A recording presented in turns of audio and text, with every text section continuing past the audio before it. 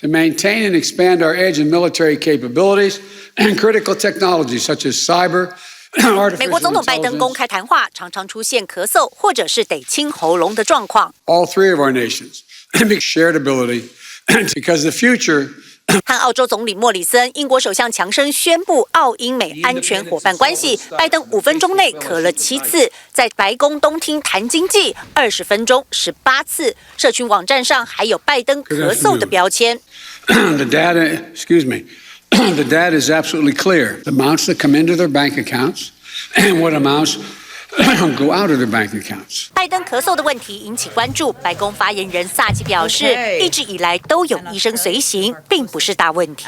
It's not a concern. We have a doctor who travels with him, obviously who checks in if it is ever warranted, and certainly that continues to be the case as it has been since the beginning of his presidency. There are a range of reasons why we may need to clear our throat or we may have a little light cold, but it's not an area where we have a medical concern. 首次就任美国总统年纪最大的是拜登，竞选期间他的健康问题不断被炒作。现年78岁，拜登上任8个月还没做体检。面对询问，萨奇直说拜登很快就会做检查。You either keep Gavin Newsom as your governor, or